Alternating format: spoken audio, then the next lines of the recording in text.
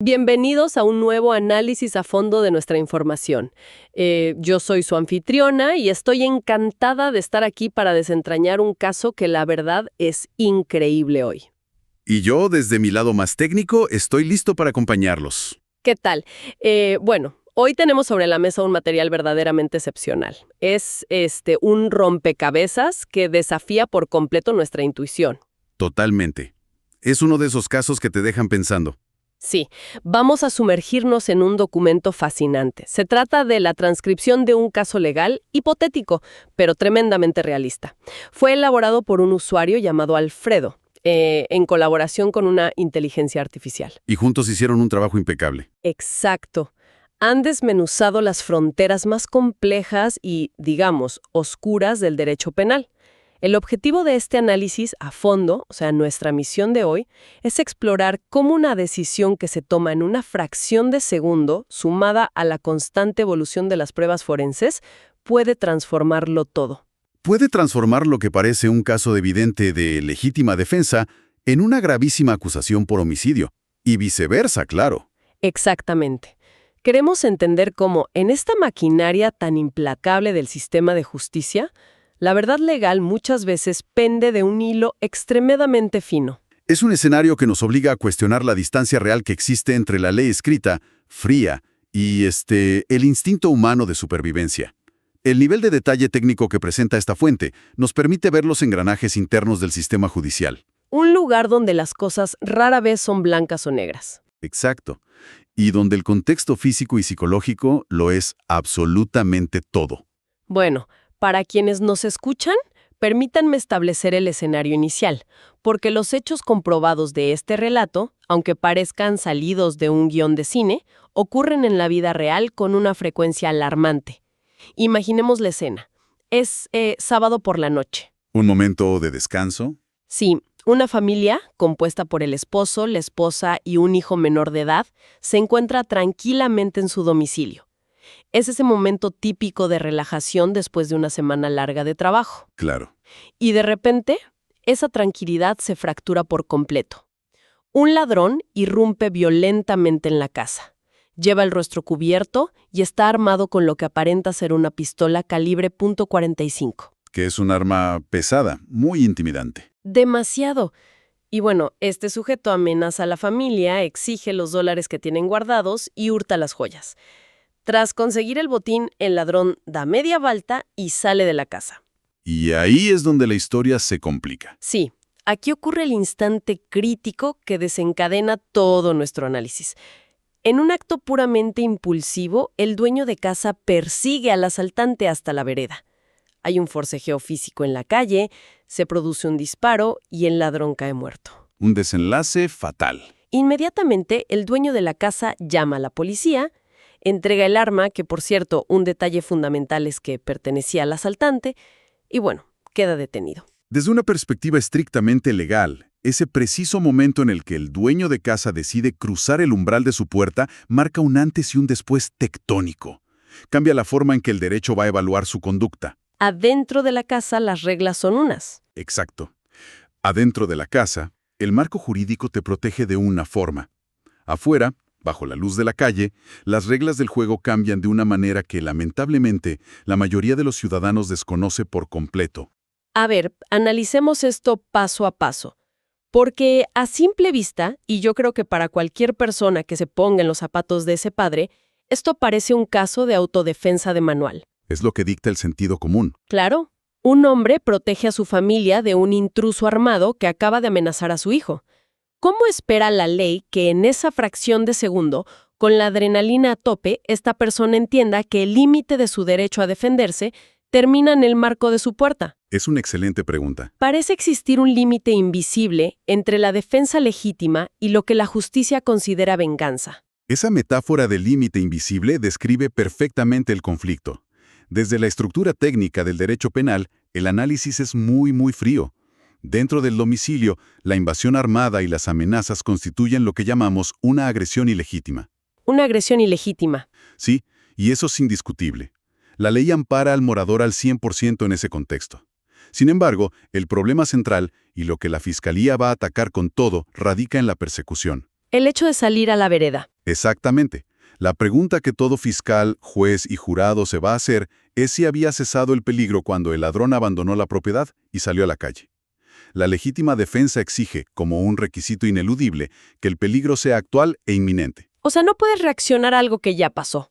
Claro, el Código Penal no ampara la recuperación de bienes por la fuerza, ni mucho menos la represalia. O sea, el sistema te permite repeler una amenaza viva en tu casa, pero no te da una placa de policía temporal para salir a cazar al agresor por el barrio. Así es duro, pero así funciona. Las fuentes que estamos revisando detallan que las ramificaciones legales de cruzar esa puerta son extremas.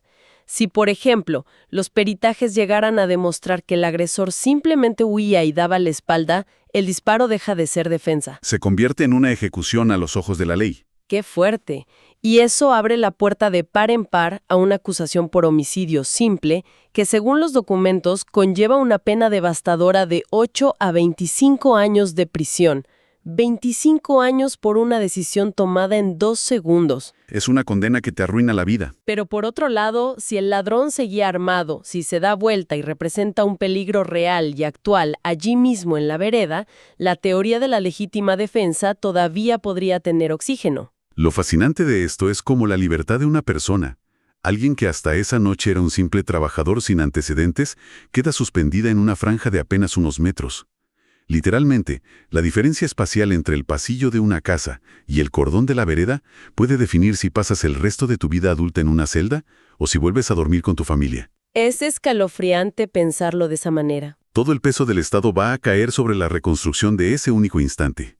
Y la pregunta es, ¿hubo un nuevo intento de agresión por parte del ladrón en la calle o fue el dueño de casa quien, cegado por la furia, le disparó por la espalda? Y justo cuando pensamos que el destino de este hombre depende únicamente de esa distancia física y de cómo se interpreta ese forcejeo en la calle, la historia da un giro gigantesco, casi absurdo, en la comisaría. Un giro procesal muy interesante. Las fuentes nos revelan que nuestro protagonista declara en una dependencia policial de la provincia de Corrientes. Ya han pasado algunas horas. La adrenalina ha bajado, dando paso a un shock profundo. El típico bajón después del trauma. Allí relata que hubo un forcejeo físico en la vereda, dice que el asaltante intentó usar el arma, calibre .45, que el arma cayó al suelo durante la lucha y que él, el dueño de casa, logró tomarla. Y entonces pronuncia la frase textual que queda registrada en actas. La famosa frase. Sí. Él dice: «Le apunté y se me disparó». Y añade, casi como un ruego de inocencia, que nunca en su vida había manipulado armas de fuego, que es un trabajador que cumple jornadas de 10 horas diarias, de 6 de la mañana a 4 de la tarde, y que su historial está completamente limpio. Desde la perspectiva de cualquier fiscal que recibe ese expediente a la mañana siguiente, escuchar o leer a un imputado decir «le apunté y se me disparó» es tener medio caso ganado. Es una confesión terrible. Es una confesión que introduce el elemento más letal posible para cualquier estrategia de defensa. Y aquí es donde se pone realmente interesante, porque el dueño de la casa hizo esta declaración completamente solo. No había ningún abogado defensor sentado a su lado en esa comisaría. Ninguno. Cero asistencia legal. Nadie le advirtió sobre el peso de sus palabras mientras intentaba explicarse en medio de un pico de estrés postraumático severo. Es el clásico momento donde cualquier abogado penalista del mundo estaría gritándole a la pantalla que guarde silencio. Totalmente comprensible la frustración de ese abogado imaginario. Porque ese detalle procesal, esa falta de asistencia en ese momento exacto, es lo que termina siendo su absoluta salvación constitucional. ¡Wow! ¡Su salvación! Sí, porque esa frase, «le apunté», es una pesadilla jurídica monumental, porque implica voluntad. En derecho penal, eso sugiere lo que llamamos dolo. Dolo, es decir, la intención consciente. Exacto, la intención consciente, lúcida y dirigida de orientar un arma letal hacia el cuerpo de otra persona. Alimenta la teoría de que hubo un instante de control, de decisión de matar, lo cual aleja muchísimo la hipótesis de un simple forcejeo torpe o una impericia. Sugiere una ejecución. Claro, lo hace ver como un asesino calculador. No obstante, las fuentes subrayan que todo esto ocurre bajo el sistema acusatorio de la provincia de Corrientes. Espera, detengámonos ahí un segundo. Para quienes no respiramos códigos penales ni jurisprudencia todos los días, ¿qué cambia exactamente ese sistema acusatorio respecto a cómo se evalúa una confesión de este tipo? Es una distinción fundamental. En sistemas más antiguos, de corte inquisitivo, lo que un detenido decía en la comisaría, muchas veces bajo presión o pura confusión, podía tener un peso probatorio enorme. Te condenaban con tus propias palabras dichas en shock. ¡Qué peligroso! Pero en un sistema acusatorio moderno, como el de Corrientes, los roles están muy separados y las garantías del acusado son el muro de contención del sistema. El Código Procesal establece de manera tajante que cualquier declaración brindada en sede policial sin la presencia y asistencia técnica de un abogado defensor es nula de nulidad absoluta. Nula de nulidad absoluta, o sea, no existe. Exactamente. Se considera una violación directa al derecho constitucional a no autoincriminarse y a la garantía de defensa en juicio. O sea, las propias reglas del juego procesal protegen al ciudadano incluso de su propia ignorancia legal y de sus propios errores narrativos causados por el trauma del momento. Así opera el Estado de Derecho. El sistema asume que una persona detenida, recién salida de una experiencia cercana a la muerte, está en una vulnerabilidad extrema. Por lo tanto, esa frase casi condenatoria de «le apunté» no puede ingresar legalmente al expediente. No puede valorarse como prueba en su contra en un tribunal. Es una paradoja increíble. Lo es. Paradójicamente, la falla del Estado al no proveerle un abogado inmediato, o no impedirle hablar, termina salvando a este hombre de que sus propias palabras, dictadas por el agotamiento, lo condenen a décadas de encierro. Es alucinante.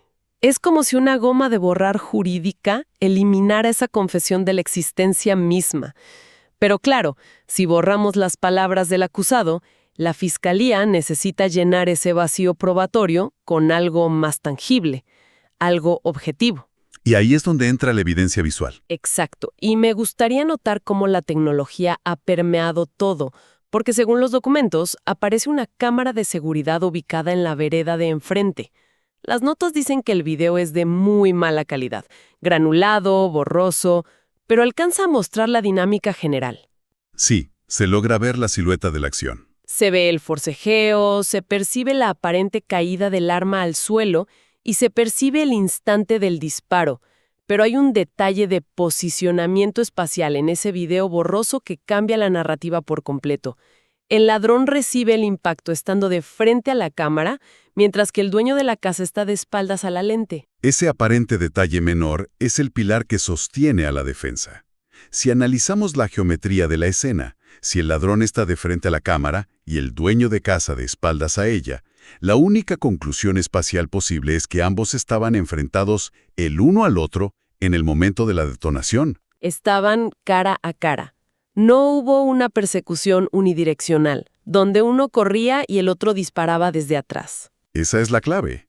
Esa imagen difusa destruye por completo la narrativa más agresiva de la Fiscalía, es decir, la teoría del homicidio agravado o la ejecución por la espalda de un hombre que huía despavorido. Claro, porque estaban frente a frente peleando. Al demostrarse visualmente que la confrontación física seguía activa, que estaban midiendo fuerzas de frente, se mantiene viva la doctrina de la continuidad del peligro. Es decir, el asalto y la agresión ilegítima no se habían evaporado al cruzar la puerta, simplemente habían trasladado su teatro de operaciones a la calle. El dueño de la casa seguía bajo una amenaza letal inminente. Exactamente. Es como armar un rompecabezas donde cada pieza nueva altera la imagen que creíamos estar viendo.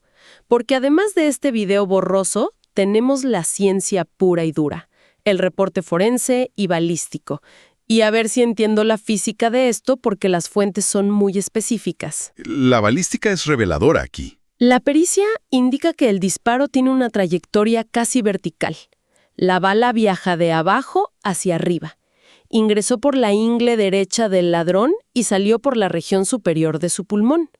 Además de eso, está el famoso dermotest, esta prueba química que busca residuos de pólvora y arroja resultados positivos en las manos de ambas personas. Un dato crucial. Y para rematar, en la escena solo se encontró un casquillo percutado, es decir, hubo un solo disparo, y el cargador del arma todavía estaba lleno de balas. Toda esta acumulación de datos científicos debilita de manera aplastante cualquier hipótesis de intencionalidad homicida. Pensemos en la mecánica de la trayectoria. Una bala que entra por la ingle y sube hasta el pulmón requiere que el cañón del arma esté posicionado en un ángulo muy bajo. Casi a nivel del suelo. Casi a nivel del suelo, apuntando hacia arriba.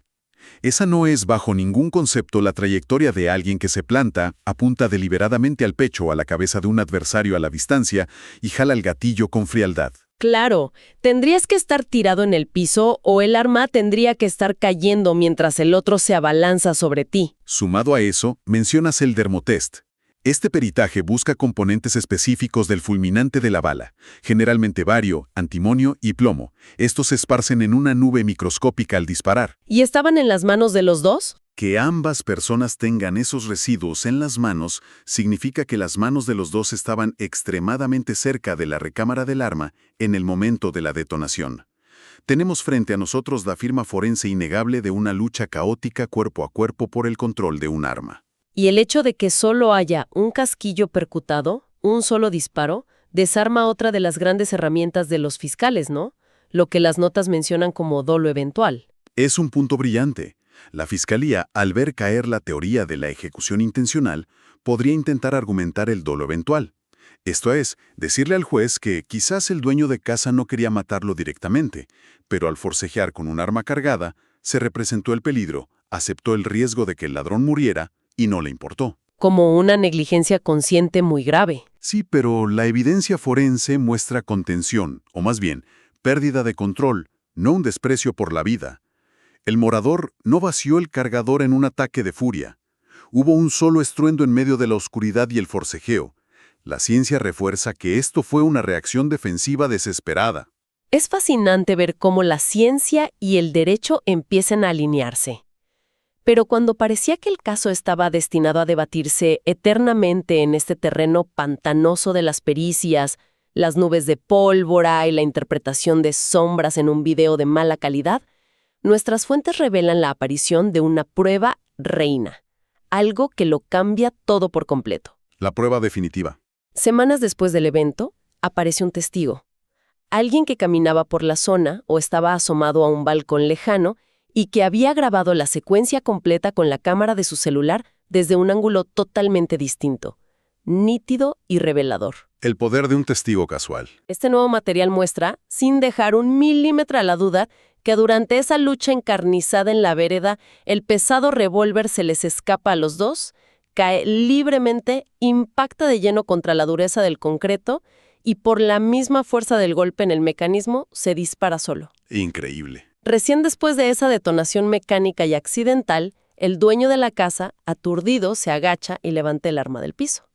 Entonces, ¿qué significa todo esto realmente? El castillo de naipes de la Fiscalía se viene abajo. Si conectamos esto con el panorama general, el escenario jurídico da un giro de 180 grados. Pasamos de la especulación a la certeza absoluta. Hasta este punto de la investigación, estábamos debatiendo elementos subjetivos, intenciones, niveles de estrés, aceptación del riesgo, la legitimidad de la persecución. Todo lo que pasa por la mente humana. Exacto. Pero al confirmarse visualmente que el arma se disparó por su cuenta debido a un impacto físico accidental contra el piso, desaparece el requisito más básico e indispensable de cualquier delito penal: la acción humana. Ya ni siquiera importa si cruzó la puerta o no, porque él no apretó el gatillo. No hay voluntad humana en la detonación. El derecho requiere una acción u omisión humana atribuible al sujeto para que exista un delito. Aquí no hay ni siquiera un homicidio culposo, es decir, por negligencia. La figura legal muta hacia lo que la doctrina penal denomina un caso fortuito. Un accidente puro. Es una fatalidad derivada de una situación inicial de agresión ilegítima que el dueño de casa intentaba repeler.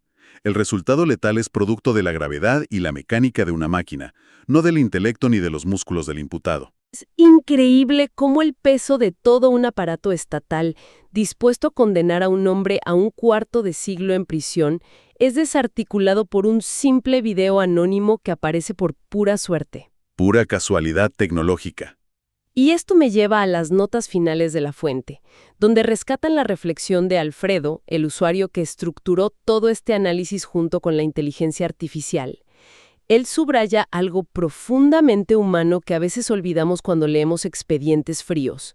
No existe, bajo ninguna circunstancia, un escenario sin estrés para las víctimas de delitos violentos. Es imposible pedir calma en ese momento. Quienes nos escuchan seguramente pueden empatizar con esto. Hablamos de una persona común, un ciudadano que cumple su rutina, trabaja de sol a sol y que súbitamente ve vulnerado su refugio más sagrado. Ve a su pareja y a su hijo a merced de un individuo armado y sin rostro. La biología toma el control. El cerebro recibe una inyección monstruosa de adrenalina y cortisol que anula la corteza prefrontal. La parte lógica del cerebro se apaga. La racionalidad se apaga y el instinto animal de protección se enciende. Y ese es un aspecto vital que la buena jurisprudencia y los jueces más lúcidos sí contemplan, aunque a veces los códigos parezcan ignorarlo. El derecho penal no fue escrito para regular el comportamiento de robots, sino de seres humanos falibles. Que sienten miedo y pánico. No podemos exigirle a una víctima sometida a un trauma agudo, con el corazón latiendo a 180 pulsaciones por minuto, que actúe con la precisión algorítmica de un cirujano, evaluando si el peligro cesó al cruzar una línea imaginaria en el piso. La racionalidad del medio empleado para la defensa, que es lo que exige la ley, debe ser evaluada desde el caos, el terror y la inmediatez de la madrugada, no desde la comodidad iluminada del escritorio de un juez meses después. Si recapitulamos el viaje que hemos hecho en este análisis, es verdaderamente abrumador. Empezamos en la sala de estar de una familia, atravesamos el terror de un asalto a mano armada y vimos cómo el instinto de perseguir al agresor casi convierte a un padre de familia en un convicto por homicidio agravado. Un destino casi sellado por una confesión desastrosa en una comisaría. Luego presenciamos cómo las garantías procesales anularon ese error. Cómo la ciencia forense dibujó la realidad de una pelea a vida o muerte con trayectorias de bala y residuos químicos. Y finalmente, cómo la pura casualidad tecnológica de un transeúnte con un celular demostró que todo fue un accidente trágico. Todo esto nos deja una sensación innegable sobre la tremenda fragilidad de lo que llamamos verdad judicial. Nos recuerda que el sistema legal es, en su esencia, una maquinaria procesadora de información. Depende abrumadoramente de la evidencia física y de quien logre articular la narrativa más coherente que encaje en los moldes de la ley. El estrés y la reacción visceral de una víctima rara vez son prolijos. Jamás son prolijos. La justicia, con los ojos vendados, muchas veces solo puede juzgar lo que las pruebas logran iluminar en la oscuridad. Es un recordatorio poderoso de que detrás de cada titular simplista sobre un hecho de inseguridad o detrás de cada etiqueta rápida de justiciero o asesino hay un laberinto técnico, científico y profundamente humano que apenas logramos vislumbrar. Esto plantea una pregunta importante. Una reflexión inquietante que quiero dejar flotando para nuestra audiencia. Si analizamos que la libertad absoluta de este hombre dependió entera y exclusivamente de la suerte, de la alineación cósmica, de que un extraño estuviera grabando la pelea con su celular desde el ángulo exacto para captar la caída del arma. Una probabilidad mínima. Cabe preguntarse, ¿cuántas personas a lo largo de la historia, en las décadas previas a la era de los teléfonos inteligentes y las cámaras de seguridad omnipresentes, habrán sido condenadas a pasar su vida en prisión simplemente porque la ciencia de su época no tuvo las herramientas para demostrar que lo que parecía un asesinato a sangre fría era en realidad un accidente fortuito en medio del terror y el caos? Una perspectiva que hiela la sangre y nos obliga a valorar tanto las garantías constitucionales como el avance incesante de la ciencia forense. Muchísimas gracias a quienes nos acompañaron en este intrincado recorrido legal. Hasta el próximo análisis a fondo.